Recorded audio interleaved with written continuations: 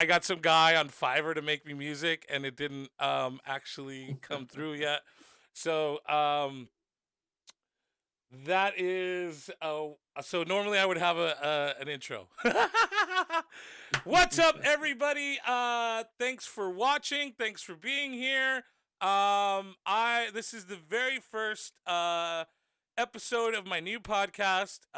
It is going to be the same podcast, it's the Butch Escobar podcast, but it's just going to be a different take. Um, so just to introduce some of the, because I am double streaming right now, on Facebook and Twitch. So for Facebook, this is experimental. For Twitch, this is not experimental. This will go on every Tuesday, 3 p.m. We'll have different guests. And for those also on Facebook that are wondering what the fuck is going on right now, this is my Twitch channel. This is dual streaming with my Twitch channel. My Twitch channel has been basically, because of the pandemic and things that have been going on, tumultuosity with the government and politics. We are in a very dark place. So the purpose of my Twitch stream has and always will be in regards to um, uh, pushing positivity, pushing the power of positivity. I feel like I was saved not by the light of God, and I'm grateful for those who feel God has saved them, or not because of one thing or the other, but just being a positive person, living in the present, and mindfulness has helped me get to the place that I'm at. A big, huge reason why I am in a place that's okay, and I'm in an okay place now in my life, where I've come from strong depression and dark places, is this man right here, my first guest, Bob Escobar. He is my father. He is the most motivational person I've ever met. He makes me feel good when things are bad. He always has managed to say things to me that has made me feel good and made me get a different perspective. And that is the big reason why I am where I am, because learning to change my perspective. Um, Bob, my dad, hello. Say hello to everybody. Hello, everybody. Um, How you doing? so, Dad, thanks for doing the show. Thanks for My coming pleasure. on the podcast. We appreciate you. I know that on my stream, on my Twitch stream, we've been talking about having you on for quite some time and doing this podcast. It's taken me a minute. It actually, it is not. Oh, I needed to do this. I needed to do this. I have going on. It was balls. I just needed to like sack up and get this out there. And it was a lot of like, well, did I doubt that anybody's going to enjoy this or whatever. And so how are you doing, by the way? I'm doing fine. I'm doing good. As you know, there's a number of things that I'm involved with. I have two jobs and remodeling a house. And last night's wind knocked down three panels of our old fence, so I was repairing those today. So, but Oh, aside, wow. So the doing wind good. hit you guys pretty big over there. Yeah, I did. Yeah, yeah. Okay, and for those of you who are not in the Bay Area, the we had a huge windstorm sweep through here last night. And here in California, we don't have tornadoes and hurricanes, but last night was. It felt like it sounded like outside that we were going through one. Well, I Uh, think it's somewhat surprising that, or unusual, I should say, that at sea level, where basically I am in San Jose, is you had 40 to 45 mile wind gusts, and that's just really unheard of. that So is to use a 2020 word. Do you think that's unprecedented? of course it is. I think it is from the standpoint. It's not that we haven't had them before, and you're right. Typically, this area doesn't have tornadoes and no hurricanes. But on occasion, we've had a tornado.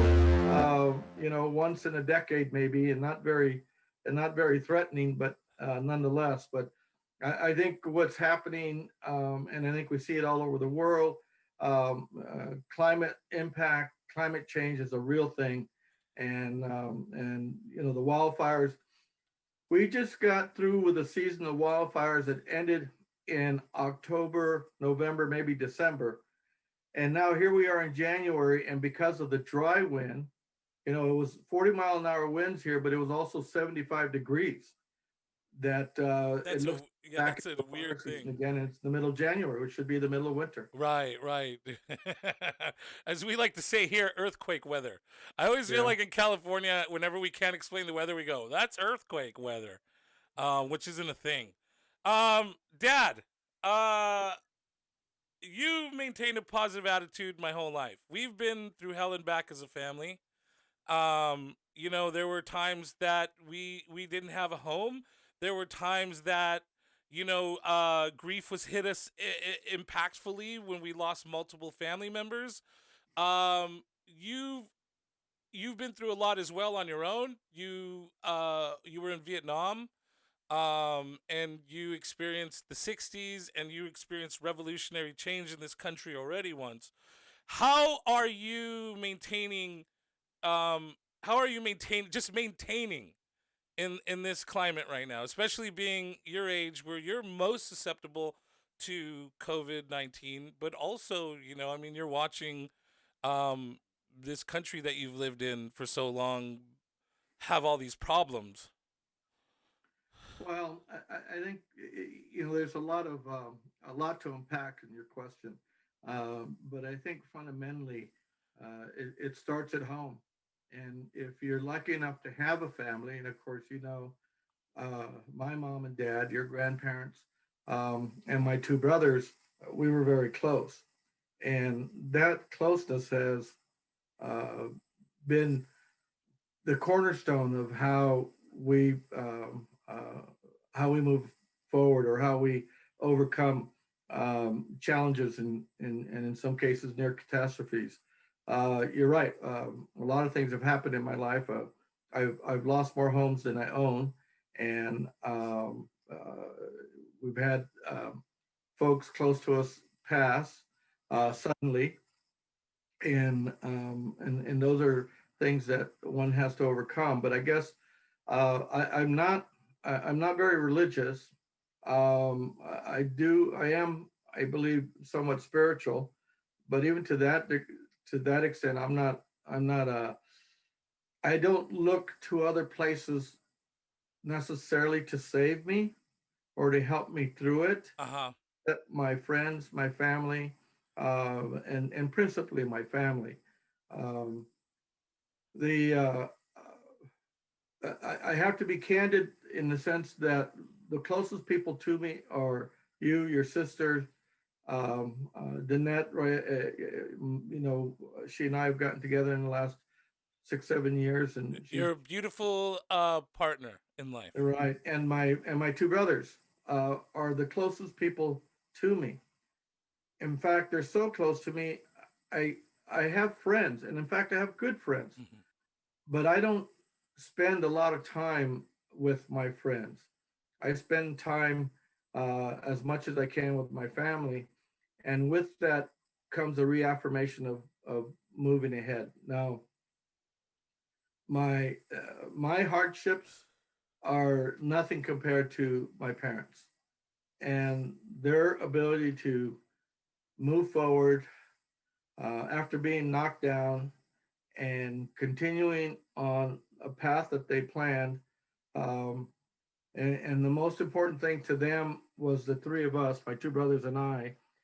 And and it's hard to put into words, but the impact of having that kind of grounding and that kind of anchor provides a lot of insight.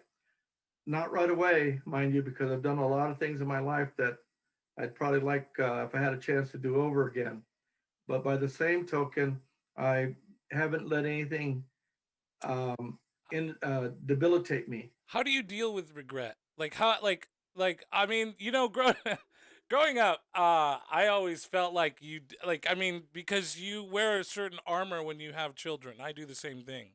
I try not to let my son see me go through the hardships that I went through. So growing up, you never showed that you were afraid or you were never scared of anything. And in the hardships that we did have as a family, that's why I'm having you here right now, because you would kneel down and I would be crying and and whatever, and you would say, hey, this is okay. Well, this is how we're gonna deal with this. How do you deal with your own regret? Like I know that there's a lot of people right now that have regret in their life, and a lot of us are suffering from depression and anxiety due to that regret. How do you deal with the regrets that you have?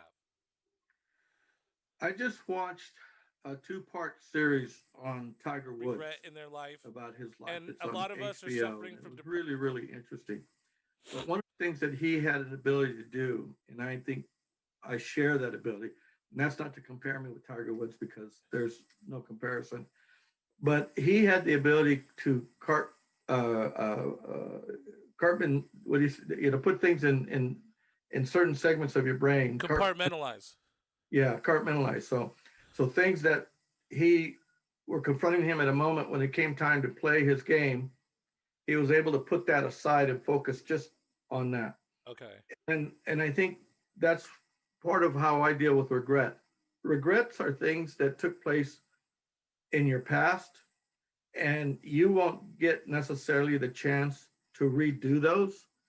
You might have an opportunity to amend those, make up for it.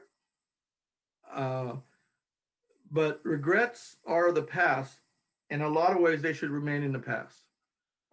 If you get a chance to atone yourself for something that you did, that you feel that atonement is necessary, you badmouth somebody, you disrespected somebody, you didn't show up when you were supposed to, you left somebody stranded, whatever the case may be, um, you need to make your apologies and you need to make your atonement. But once you do so, you need to move on.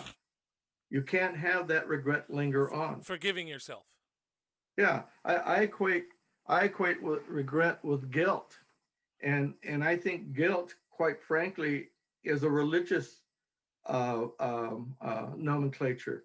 I think the notion of feeling guilty comes from religion. That's not a judgment on it, but the point of it is that uh, no one can make you feel guilty. You have plenty of opportunity to feel guilty on your own and to do that within yourself.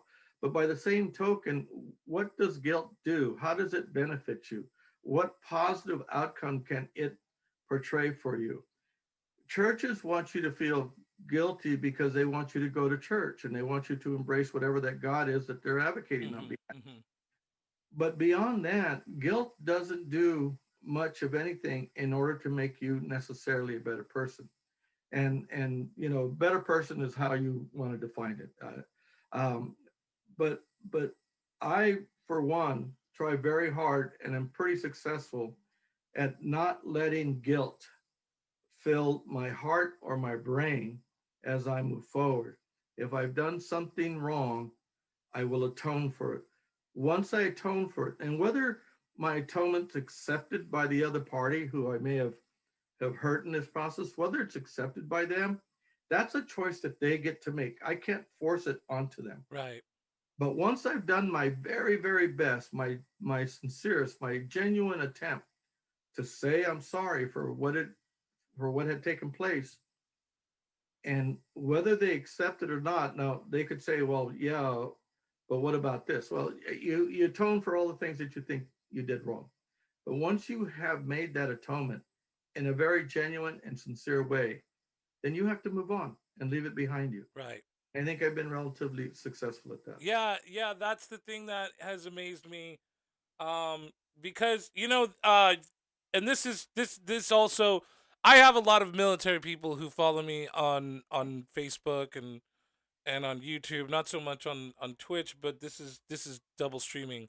Right. Um, there's a lot of guys out there who went overseas and fought for our country and did what they were ordered to do. Um, I'm sure they're very proud, and I'm very proud of them. But I know that a lot of guilt comes with that as well. And you survived one of the most awful wars that we've ever been in, and then you came home and you survived the aftermath of that. Because I remember in the '80s there was a lot of Vietnam soldiers that were homeless or they were committing suicide, and now we're starting to experience the same thing in this era. you know, where do you get to the point that that you when did you get to the point that you decided not to dwell on that period of your life in that same way? I think how you ask the question is very important. Uh, is how did you? And I can only speak for me. I Sure. can for others. My laments or regrets or grievances or memories or my stress over what happened during my tour in Vietnam are mine and they belong to me. Hmm. And I can't, I can empathize and sympathize for veterans who are returning now and suffering through PTSD. I certainly can. And I can be very close to understanding what it is that they've gone through, but I cannot be them. I cannot be Okay. in their shoes. And in some cases, some of us handle it a little bit differently. And I'll be very candid with you. I was in Vietnam, and I was involved in assault missions and infantry missions. Although that was not my occupation while I was there in Vietnam. And so, yes, I had involvement in firefights and engaged the enemy oftentimes. But my experiences doesn't compare to the experiences of a lot of soldiers, Marines that served in Vietnam. The intensity in which they confronted combat and were under siege was way heavier than mine. So the impact to me is mine. The impact to them is theirs. And then you try to struggle it through the best way as you can. Once again, though, Rob, I point back to my stable home life, my mom and dad, Hmm. and my brothers, for helping me get through that. And then after coming back, there was a couple things that took place. One, I did go back to school rather quickly, which changed my focus. Was not a very good student, although I was a better student after I got back from Vietnam than I was before I left. Right. Um, and one of the reasons I ended up in Vietnam is because I stayed in school too long, in junior college for too many years. Right. That's another story. The point is that when I got back, I went to school, but I found a cause that I could um, invest my my soul and invest my heart in. And I came back. I was in Vietnam in 1968, 1969.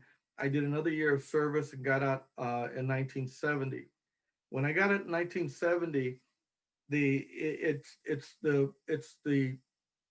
it's within the same generation of the civil rights movement that was led by Dr. King, whose birthday we're celebrating, Hmm. also by our own here in San Jose, Cesar Chavez, who was an advocate for the farm workers.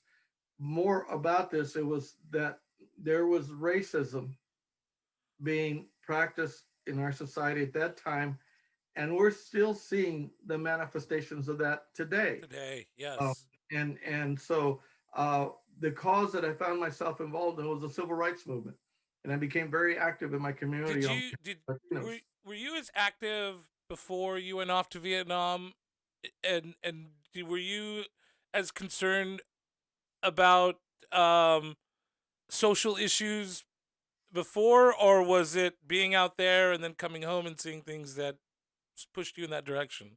I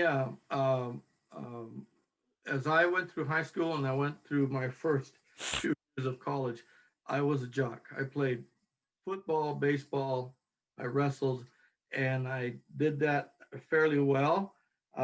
I wasn't very good in terms of my academics, although I did enough to graduate. And when I went to Vietnam, it truly was because I went to community college, and you're only supposed to go for 2 years, and I was into my fourth year at community college by the time the Army called me, and so I had no interest. I had already run my eligibility out for sports. I was hanging around the college campus, I had a part-time job at the campus. To give you a perspective of the degree of interest I had in and what was going on in my world, is that I flunked my library class. I flunked the Dewey Decimal System, and so that was the extent of my involvement in my life. I went to the military. It was probably a good thing for me to go. My two brothers served in the military. My dad, of course, did served in World War II. Um, but it did help me uh, build some structure for myself and develop some self discipline, which is probably the most important aspect of that. When I got home is when I began to realize um, the social problems that we had, and those began to become uh, present themselves in my town, in my city. The Watts riots had happened just before I got home, and of course we had a journalist, Ray Salazar, who was, I believe his first name is Ray, last name is Salazar, who was a victim in those riots, and it really spawned a lot of anxiety on behalf of Latinos, and then it was called the Chicano movement, and so I got very involved in that after I got out. And I also got involved with a veterans organization, not so much to find camaraderie back with those, but I put together a program. It was called the Veterans Outreach Program. And what I did in San Jose was to help veterans who were returning from Vietnam, to help them acclimate back to the real world. There was no programs that existed that were like that before. No, no program, no advocacy programs, and that Wow. was. And so both those things helped me to put behind me as best I could the the memories of Vietnam and catastrophes that took place there. Um, do you that and this is where we're getting. Right now I feel like, I am into politics thanks to you and mom and D and everybody else, and all the people that you had brought into my life. So and my Facebook people know this very much that sometimes I'm too political.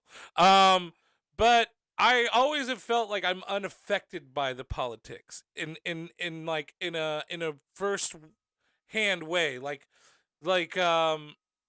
I've always cared, but I've never felt the brunt of the politics. But I do think now in this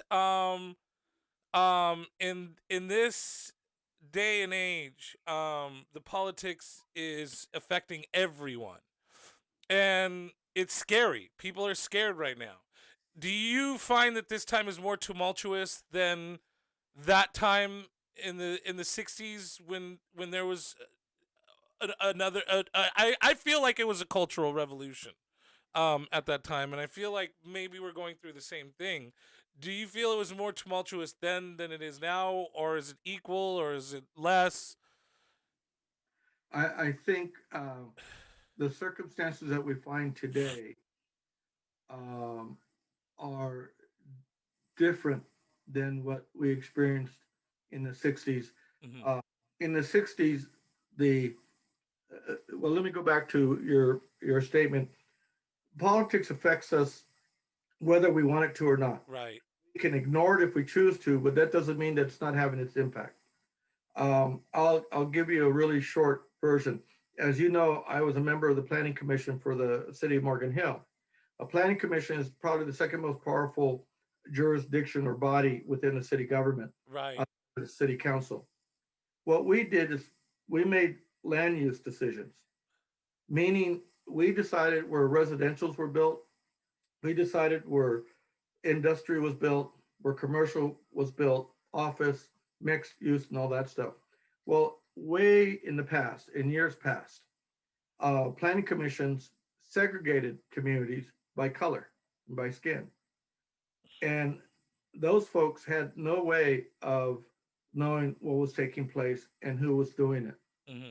So that was a political jurisdiction that decided who lived on what side of the freeway, and and even today, we have our poor communities, and schools generate their income off of the property tax in the neighborhoods in which they live. So, folks in Los Altos, their schools are really good. They're well funded because a lot of wealthy people there. Schools in East San Jose or in Oakland, for example, in East Oakland now are not so well funded because it's poor people, and in many cases, those folks don't even own their homes; they're renters, and Right. and so the money generated from there doesn't compare at all from those who are from wealthier areas. Okay, so politics has a role in everybody's life, whether you want to have it or not. And if you choose to ignore it, it's sort of shame on you because you do have an ability, even if you're one person, to make a change. Moving forward to your second question about what's happening now, is it a reoccurrence of what happened in the 60s? And the answer is twofold. One, history does repeat itself. Hmm. So if you don't pay attention to what's happened in the past, then there's a likelihood that it will take place again. But the events of this last 4 years, culminating with the insurrection at the Capitol, is way different than the protests that were taking place in the 60s, either with the anti-war movement or with the anti-poverty movement with the Black Panthers and the Brown Berets and those sort of things. Those movements then were directed principally at government. Okay. And while we have the same kind of situation here, we what's happened the last 4 years is the administration that is leaving office emboldened those who feel that for some reason that they're being subjected to undue rights that are being given to people of color, and so they're responding to that. So in that respect, well, it's different sides of the same coin. Back then, it was minorities who were raising the protests, and today it appears that it's more non-minorities, although it's hard to tell, that are vocalizing their concern about Yeah. the place. Okay, the uh, to this last week is pretty scary. It should scare everybody. Obviously, you've never seen anything like that either. No, no, no, not in this country. Uh, Was Sorry to I interrupt. I Was saw the South Vietnamese overrun their government in Saigon when I was there in 2000. I mean in 1968, but never in this country. Go ahead. was there an equivalent to what's happening? I mean, in my mind, I think of right off the bat, I think of Kennedy's assassination. Um, I obviously I wasn't there, but I could imagine the shock and awe. And obviously, this isn't a dead person. This isn't a dead president. This isn't a dead president who meant a lot to this country. But I am not a big fan of our government. I am not a big, huge supporter of some of the campaigns that we run. But I am, and I've always said this. I'm a proud American. I love my country, regardless of how bad it fucks up. Um, Watching the Capitol get stormed was the first time that I saw something that completely broke my heart like that. Since 9/11. 9/11 was pretty bad, but I still feel like watching our own citizens run up on the Capitol and take it over. And then to top it off, watch cops who've been beating on protesters throughout the entire George Floyd thing going on, just let these fucking people walk in and do whatever they want. It broke my heart, and at the time it broke my spirit. Um because I never saw anything like that. And also it broke my spirit just knowing that those people were walking around freely for a time and doing whatever they wanted in there. So is that comparable, or was that, its own thing? Well, I think there's a lot of similarities in events that take place throughout history, and sometimes they feel awful familiar, and other times they don't seem to have any relationship to anything at all. I think the movement that in the outcome of the insurrection that we saw this time around is was a false sense of security given by the administration to people who are concerned about color. Okay, they for some reason he felt that it was necessary to embolden those folks who harbor racist and bigot attitudes. Yeah. Um, and and so with that, it was uh, it was uh, um, a complete aggression to a lot of the core values that we hold as a country. Having said that, though, I can tell you there are some things that have come out of here that I think, um, unless we're willing to take advantage of it, we're going to miss a really optimum chance.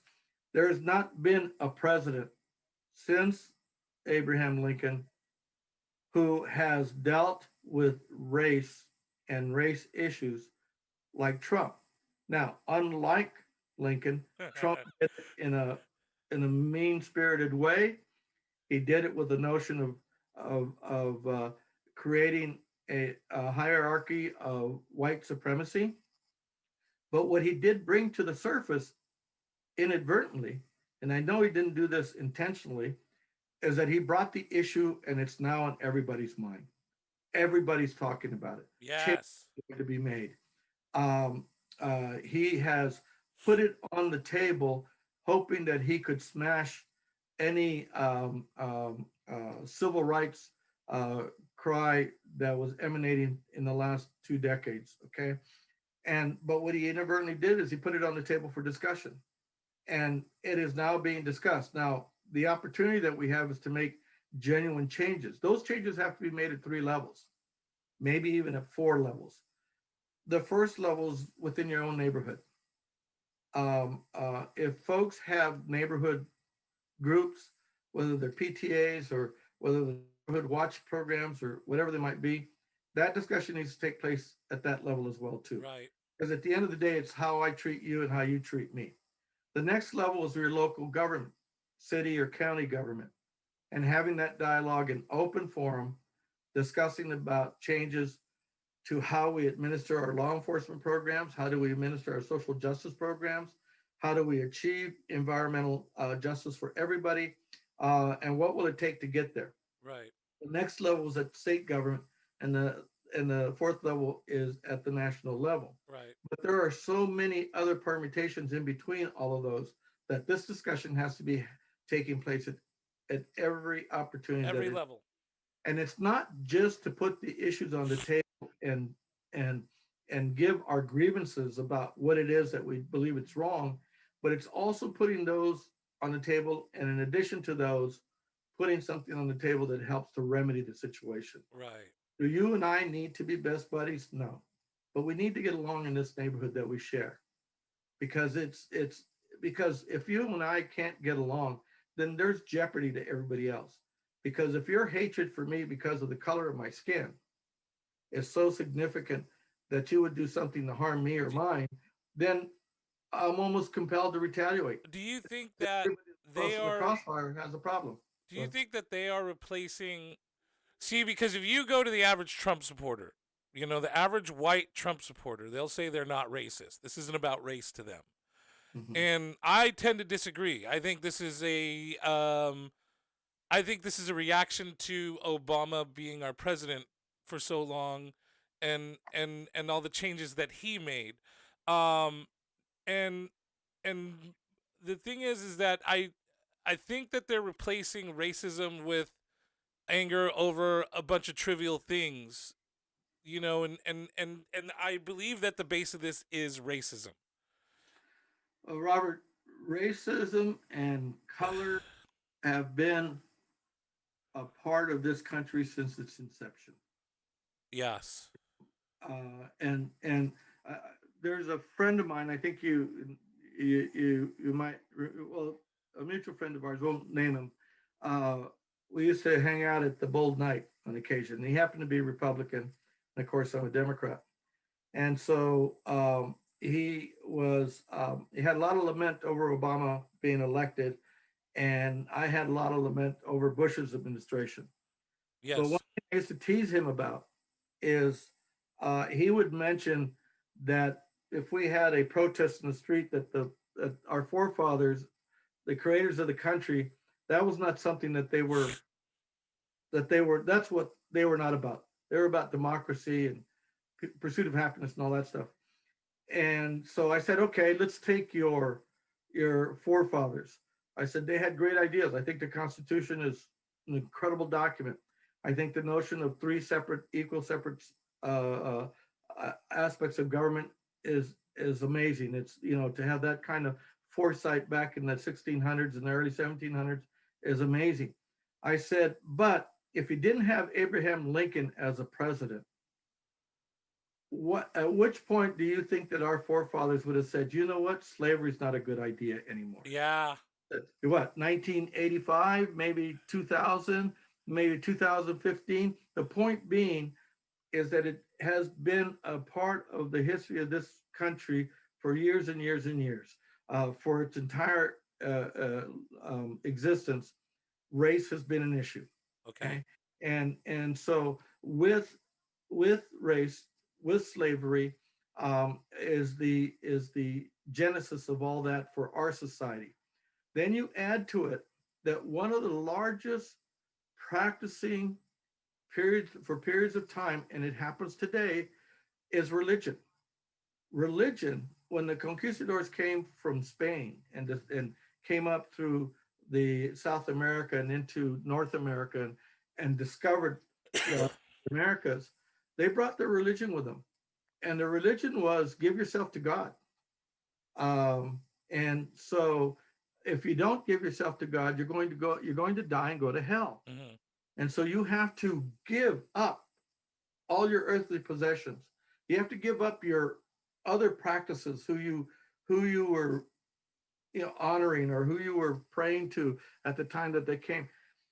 So while with African Americans, their livelihood, their freedom was taken from them. With Latinos and a lot of others, American Indians is another example, is that we were persuaded and talked into giving up our freedom Yeah. and um, um, uh, being if you were told that you would go to hell if you didn't give yourself to God. So those two things have created shackles and handcuffs and have prevented people of color from realizing the full benefit of what this country is supposed to offer, the pursuit of happiness. That's the thing is, where do we find uh common ground and peace? Because for me, I have a lot of friends who are Republicans. Me working for the military, me going overseas. Um, I've done comedy for different police agencies, and then also I've just met people along the way in certain states and cities that have become my friends. And there's never been quite such a divide on online, and I've lost a lot of them due to my own rhetoric.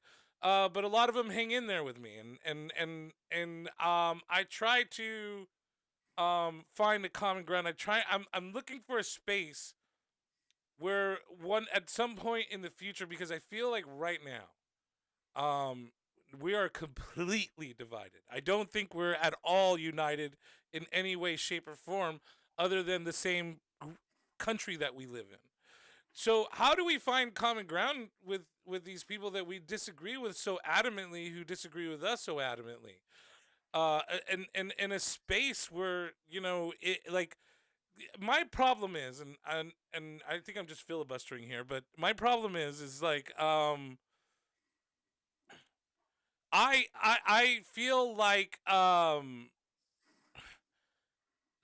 feel like the differences between us have grown so huge that I don't know if there's any way to reconnect. I don't know if there's any way that, and it's not that, not I don't I want that. I want to be able to, I have many conversations offline with my Republican friends, but how are we going to do that? How are we going to come together as a country? How are we going to find unity again? Or did we ever have unity? I think your last question is the key to your answer. Is you had unity as long as those who were oppressed were not too loud or boisterous. Hmm. Because once that happens, then the unity begins to dissipate. But but there's a lot of things that impact that. Uh, I'll just throw this out. One, social media is a double-headed coin. Hmm. It is good and it is bad. And this last 4 years, we have seen the manifestation of that.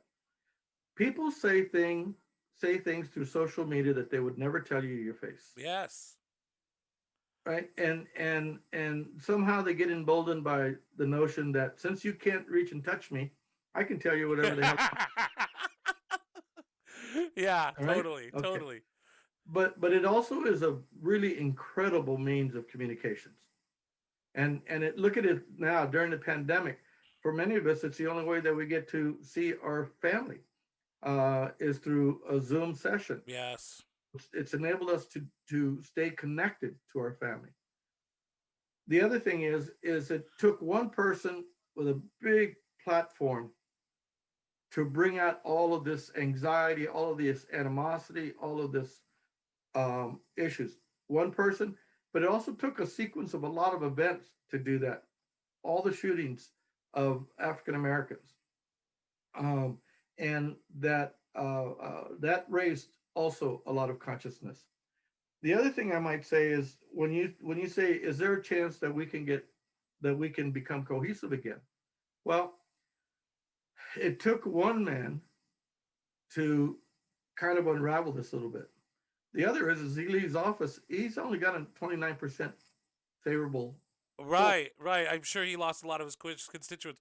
Hold on, real quick. Hey, Bex, you're good. You're free to do whatever you want, if that's what you were wondering. Oh no, I was just wondering if you're doing the podcast. No, I am doing the podcast, but it's cool. It's relaxed. Okay. But Becca just walked in, and Hi. we have our office here in the room, Hey and Bob. and Is that your dad? yeah, it's my dad. Hey Bob. Becca says, Oh, "Hey, Bob." hi. So so I try to, I tried to, I tried to finagle this to where I'm not in the way of everybody else, But sometimes Yeah. we crash into each other. But yeah. Anyway, everybody, Escobabe is in the room. So he has a 29% favorable rating, which means that we as a society are somewhat fickle. Yes. Um, and so he gave a chance for a lot of folks to be able to say what they've been trying to say for a long time.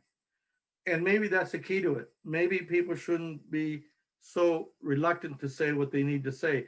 But, and while I would say, tell me what it is on your mind, I will also ask you to tell me what's on your mind in a way that I can appreciate it, as opposed to be put off into the corner by it or to be put on notice for it. So there needs to be a way to be able to find a dialogue that we can get over these difficult subject matters. But it would be more egregious for us to let this opportunity go um, now, even though it's going to be really difficult. Because if it goes back underground again, which I don't think it will completely will, No. that will have more serious implications as we proceed into the I feel the same way, and the one thing that I always try to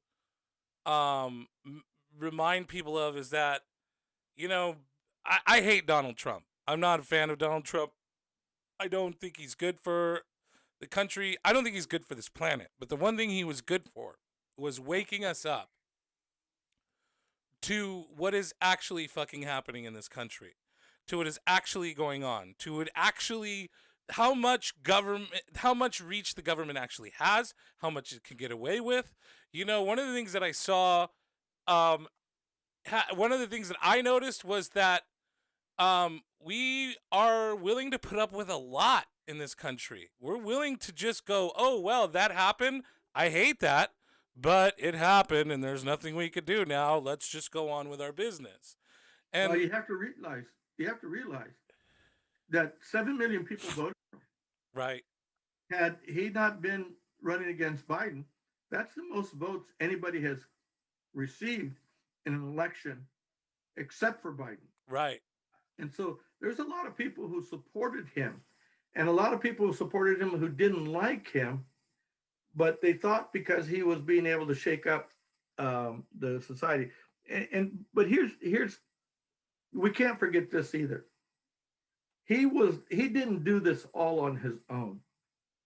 The Republican Senate, led by Mitch McConnell, yeah, had a huge role in what took place. And then Mitch McConnell had one thing on mind. He saw that this guy could do it for him, given their circumstances, and that was to load the federal judiciary with conservative minded jurists. And that was his one objective in this term of Trump. And he achieved what he was wanting to achieve. But because he was so unwilling to act and so unwilling to do things for the benefit of his constituents as well as the benefit of Americans, is what allowed Trump to do what he did through this process. But again, there's a lot of people who supported him, there's a lot of people who supported him, um, and and uh, that and can't be ignored. and still do. And that's the thing, Yeah, is that he still keeps the majority of his followers according to certain polls. Um, and even if they're, polls could be off and everything, but it doesn't matter to me. There's still people who agree with him, and I do feel that those people need to be addressed, and not in a bad way. I'm not saying like they need to be addressed and dispatched, and like right. No, we yeah. need to also consider what they want. And that's the thing that I try to do here, is that I love my Republican friends. I do. I really do. I love my military people, and I'm not saying all military people are Trump supporters, but the majority of military people, from what I know of, are Republicans. I love those people. We disagree with each other, and I consider what they're saying. As a person who does ride left of center, and I live in this liberal bubble. I live in this huge living here in Berkeley, being in the comedy scene here in San Francisco. I take scrutiny because I ride the middle line, and I get accused of being a Republican here. I've been ostracized by my group a couple times. I definitely have lost shows because of the views that I hold. I've been told that I'm a Republican, and that they don't like me and stuff like that, and so I sympathize a lot more than most of my friends do with um with the other side of the aisle. Not necessarily Trump supporters, because some of those Republicans don't like Donald Trump. Um, ho- like, that's the thing, is how do I go forward in trying to create relationships with these people still, and trying to find a common ground, and how do people who are extremely, against what they are, I don't know if they want to find peace, but how do we find peace? How do I go forward? Well, you know, that's it's a simple question, but it has a multifaceted response. Right. Uh, uh, Part of it is just like anything that you go after, you got to define what it is that you want, and you can't do everything all at the same time. So you need to break it down. What is your objective? What is your goal? And if your goal is I want world peace, well, it's probably not something that's going to happen in your lifetime. No, I Okay, I just want to but have you have amicable to set some other conversations. you have to set some other more achievable milestones in which to reach, Right. and then focus on that and take it one at a time. Now, one of the things that you can do is become more active in one of the political parties. You can become more active as a Democrat or as a Republican, Mhm. and or as an independent. But a lot of things, you don't. How should I put this? Notwithstanding all of the information that we get through all the news media channels, plus all the social marketing platforms, um, of streaming and everything else that we get a lot of information. Today, it's very difficult to tell what is right and what is not, Yes. what is true and what is not, what is factual and what is fiction. And it takes a fair amount of effort to wade through that. Part of doing things is not biting off the the the, the chew of your tobacco with the biggest part to attain. You know, cities and communities are going through the notion of police reform, Hmm. and a lot of people don't like the notion of that. Well, you don't have to be on a committee to voice your opinion. You can do that in writing. You can show up at the meetings that they have and voice your opinion about what you think might be a good reform versus what might be something that shouldn't be considered. But it's a segment that you can bite off and you can manage as an individual. From there, from police reform, it will give you the doorway into other aspects, Mm. maybe to education, maybe into issues of commerce, maybe because you're so reliant, and we all are, but you especially since you have a podcast, are so reliant on technology and social media that, with this last 4 years, Facebook, Instagram, Twitter, especially Twitter, all have to re examine how they let people utilize their platform. Yeah. Yes. And the case in point is that Twitter, Facebook, and Instagram, after the insurrection, banned Trump from using those platforms forever. Right. Well, what that means is that in the Congress and at the state legislatures, and maybe even at local, is they're going to start dealing with the digital world. Hmm. Um, we have a free press, the freedom of the press. Are platforms press? Are they the newsmakers? Are they the news reporters? Or are they commentary? And or do they have an agenda more than just making money? Right. Uh, and so those issues are going to be presented this next several years about how to manage and monitor the digital world, how to manage that information. Facebook, Instagram, Twitter, all of those are going to have rules and conditions going forward. They're Right. fighting now, but the Congress is going to say we can't have another example of what took place with Trump and all these lies filling all the airways. Right. 7 million people believing him. You know, so because that's important to you, Butch, that because digital is your way of generating an income, of Hmm. sharing your information, of communicating to the world, that's an important place for you to start. You shouldn't let them change things that have a direct effect on you without your input. Yes, and that's the crux that I'm in right now. Um, I I very much don't like Donald Trump. I'm not a fan of our president. But I'm a comedian, and first off, I'm a comedian. I'm a stand-up comedian. I'm a podcaster. I'm a Twitch streamer. I'm a YouTuber. My medium is my medium's rails are freedom of speech. My medium's rails are freedom of expression, and so I'm in a quagmire in my own heart on, do I support free speech and all that comes with it? Because to me, when you say freedom of speech, that's also letting um, neo Nazis, Donald Trump, and all the other fucking assholes of this world say whatever they want. But it also allows us to unabashedly be who we are and say what we want. Um, and but also I do realize that the taking Donald Trump out of the equation on Twitter has dropped the disinformation down significantly. And so I fight that all the time. And to be honest with you, that's where a lot of my followers who are on the other side of that aisle have a problem with me is they're like, you're a comedian. Why aren't you for freedom of speech?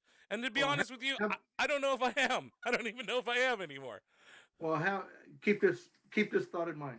One, the term freedom of speech is used everywhere, but quite frankly, when it comes from the government, freedom of speech is only relative to government situations or Okay. government institutions. Okay. You, for example, cannot yell fire in a theater. Right. Because that's not comes under the freedom of speech. Right. Yes, absolutely. I agree with Segment. that. If and you probably couldn't even do it if it was a theater run by the U.S. government.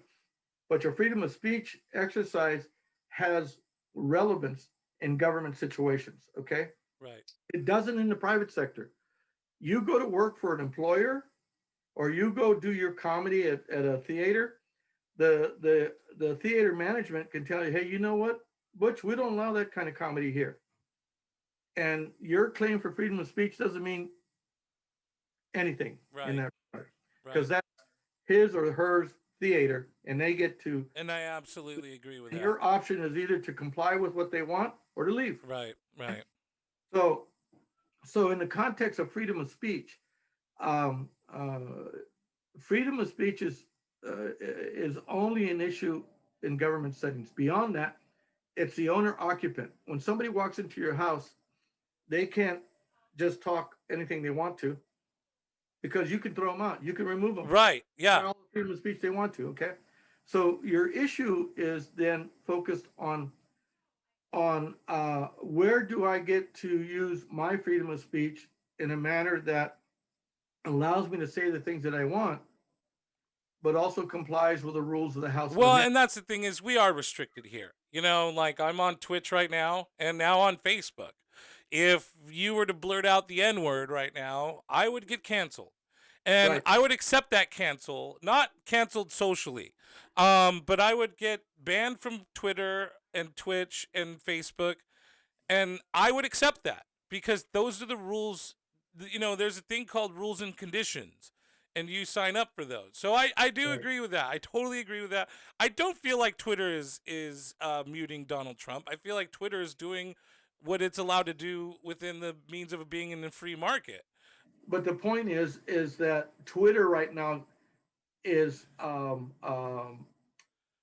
not being very uniform about how it applies its rules. And that's my problem. And that's the issue of equity. Right. And so that's what the federal government and state government are going to take on this coming legislative sessions. Mhm. How do we regulate Twitter, Instagram, Facebook, YouTube, Twitch? So that'll be the discussion. And in the context of that is what they're trying to do is to find a way in order to, because until Facebook or Twitter or them say, wait a minute, we're like the New York Times. We have the freedom of press protection. Well, they don't. They don't have the freedom of press. Not now. They don't. Right. And not because they don't report the news. They just allow people on the platforms to say whatever it is that they're going to say. Yeah. And somebody, higher up in their regimes say, oh, that was not the right thing to say. I'm going to take you off. And but that comes down to a handful of people making decisions about what gets to be communicated and what's not. Right. Right. And there is a validity to this, because we had 7,000 people. I'm not saying, 7 million people. Not all 7 million were just duped by Trump, but a lot of it bought into his rhetoric. And a lot of his rhetoric was lies, misconceptions, misrepresentations. And those things were allowed to be communicated over those social media platforms. Yes. And so that's the real crux of the issue. Right. Spreading disinformation, allowing someone to spread disinformation. And I don't think that's the thing to me is like freedom of speech to me, freedom of speech is saying, you know what? I don't like raisins. Fuck raisins. Raisins need to go, but that to me is like, okay, fine. I'm a fan of raisins, but you're entitled to your opinion. But it's another thing to say raisins poison you. If you eat raisins, they will poison you. and they will kill you. Do not eat raisins. And then if I have a big enough platform, I could destroy. I mean, I'm using raisins because it's the first thing that came to mind, but I could destroy the raisin. It allows me to destroy, and I think we need to find some way to mitigate that or get rid of it altogether. Well, whether, we might as a society need to do that, but whether you think we do or don't, that's what the Congress is going to take on in the coming 4 years. So if you want to be able to have your voice heard with Right. regard to how they manage the monitoring system or the checks and balances on social media, then you need to be a part of the dialogue. How do And we we got a little bit into the politics here and of things, and really what I wanted to do was talk about that a little bit because again, you always give me a great perspective. I think there's a lot of people, even in my group, that feel hopeless right now. Not necessarily because of Democrats or Republicans, but things seem to be falling apart. We're in the middle of a pandemic. The vaccines aren't getting out. People are getting sick and dying all around us. Our government's fighting with each other. Our people are fighting with each other. Where's the hope for people? Because this podcast is basically geared towards finding positivity in this world. What I'd like to do is dredge through everything like we did, but where do we find, as we near the end here, um, where do we find peace in our hearts right now, as we're well, in the the hope middle of is this? tomorrow. The hope is just tomorrow. Hope is one day away, and that's when Biden gets inaugurated. Now, Biden is not a panacea. It's not going to answer all the questions, Sure. and a lot of people don't like him. He's been in government for 47 years. A lot of folks think that he hasn't done anything. But the point is that he has committed to distributing the COVID vaccine, 100 million doses within the first 100 days of his administration. Okay. Okay. Um, we can't do anything or very much of anything as a society until we are able to defeat COVID.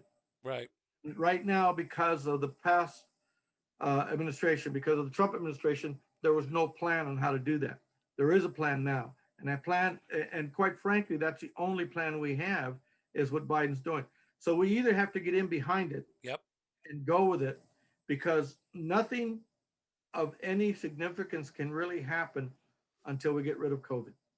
Once we get rid of COVID, we can start focusing on the economy, Yes. getting jobs, dealing with the situations that have taken place, with all the setbacks that have taken place, all the people who've lost their jobs. That's a huge, huge second issue to overcome. Okay. Okay. So first COVID, almost simultaneously the economy. Third thing we need to do is our big issues, and the third big issue is justice, reforming the justice system that we have, which it includes creating an immigration program that doesn't incite fear among the people who live in this country because there's plenty to share. Right. What's the and sorry, is there hope? There is hope though. Do you have hope? That's what I meant to Oh ask you. yeah, Do you have hope? absolutely. Yeah, hope is eternal. Hope is Uh, eternal. in some cases, that's all we have. That's Is all. hope. Yeah. So But it's important. you think things are gonna get better? Yeah, but you can't let it get better. You have to do something proactive You have to to push it. make it get better. You've got to do something, no matter how small you think it might be or how insignificant you think you are. Each of us has to take a step towards fulfilling that hope. Okay, Okay. because I'm not like a lot of people who believe in faith. Oh, we're here because that's the way it's supposed to be. Well, no, we're here because some of us made some really stupid mistakes about how to treat with COVID and how to treat the pandemic. That's why we're in the situation. That's why they're having on television right now the memorial honoring 400,000 deaths due to COVID. Yeah. That's more than any war in the history of this country. In terms of Oh wow. okay, that didn't have to happen. No. That didn't have to happen. But there is hope. Right. There's hope that with the change in administration and with the distribution of the vaccine, that we're going to get past this. And once we get past this, um, and almost simultaneously, we'll deal with the economy of creating jobs, of of helping folks deal with with the impact of the of lost wages and the impact of having lost their jobs. We're not even able to mourn those 400,000 people because we weren't able to be in the hospital with them at the time they died. So there's a lot of grieving that needs to take place over this next year. And with grieving, there comes resolution, there comes solace, there comes an awakening, an awakening for how we step forward as we come out of the shadows of the COVID-19 pandemic and out of the shadows really of the Trump administration. Um, we're about to finish up here. Okay. But I wanted to give you a couple of shout outs from people that were watching. A lot of people that have met you at shows and have some of our bar buddies from back in the day have Got said it. what's Yeah. up. Cousin Natalie, Aunt Karen says hi. But importantly, here is David Gutierrez. I don't know if you remember David. He was a very tiny, skinny kid Yeah. that came on stayed the night for Mom's Youth Center. Yeah. He says, "Tell your dad thanks from one soldier to another." I do know a little bit of his. I think I do know a little bit. He was in the military. I believe he's in the army. He's a medic. So he really appreciates you. Maritza and Gustavo Thank say you for hi. your service, David. My dad says thank you for your service. Bill Lopez says hi. Jello Riley says what's up. Jello Riley is one of my Twitch people. He says you're the original positive vibrator, and it's a joke. It's a joke that we have on my Twitch stream. Is that I always encourage people to vibrate positively into the world. Yeah. I feel like you vibrate positively or you vibrate negatively in this world, and in either way, you attract those vibrations back to you. If you're a negative vibrator, you attract negativity. If you're a positive so we nickname ourselves. Robert, hey, but you know what the important aspect of that is? Yes. The very important fundamental aspect is that you get to choose. Yes, you get to Whether choose. you want to be negative or positive. And and for those of you who are on Facebook, please feel welcome to join me on my Twitch stream. It's easy to follow. Look up Butch Escobar. I'll post the link later. But my theory is that if you vibrate positively, now I didn't just get this theory. I heard it from somebody.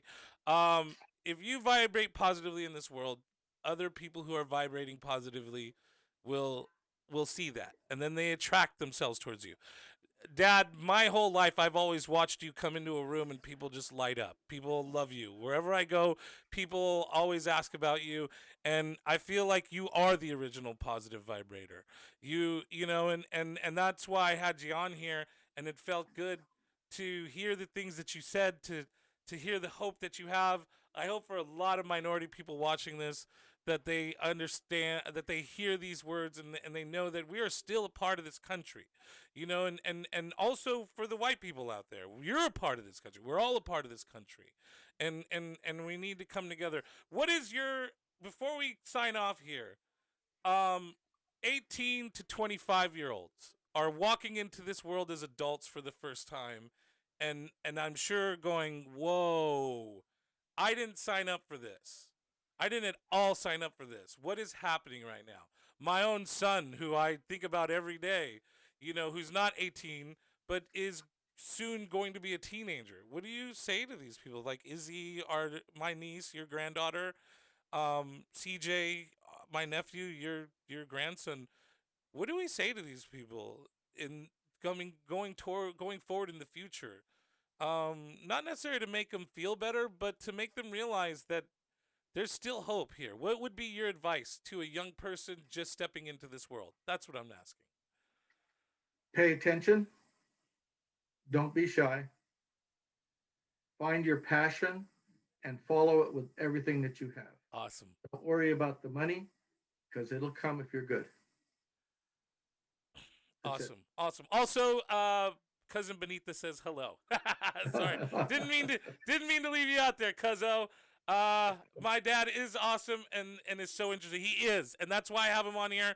Bob Escobar, Dad, I love you. Thanks, son. Thank you for being Love here. you. Please, will you join us again soon? I would like to have you reoccurring here. I mean, Whenever you want. I feel like you're the ray of sunshine this world needs right now, Dad, and I I don't know appreciate it. about that, but What? Let's I'll talk do about my best. let's talk about your program before we do sign off here. What is it that the Valdez Foundation does, and how can Yes, people donate and help out? I'm the executive director for the Jose Valdez Math Foundation, and our primary focus is to identify uh, elementary school age and middle school age students who are suffering in their math curriculum. We also look for those who come from low income families and are hard pressed to afford tutors and assistants. And what we do is we put a summer program together for 7 weeks. We give them a 7 week course, and what we do is to help them become better in their math skills and to gain at least one full grade back of the skills that they lost. And then, in addition to that, we have a year-round tutoring session. Right now, all of that's online due to COVID, but we will be evolving as we move forward. Our website is valdezmath.org. That's all one word. And if you wish to support us in any way, you can do so through the website. Awesome. Thank you, Dad. I love you. Thank you for being here. I can't wait to do it again. Thanks, son. I love you too. Okay, I'll talk Bye, to you everybody. later. Have a good day. Okay, see you later. All right.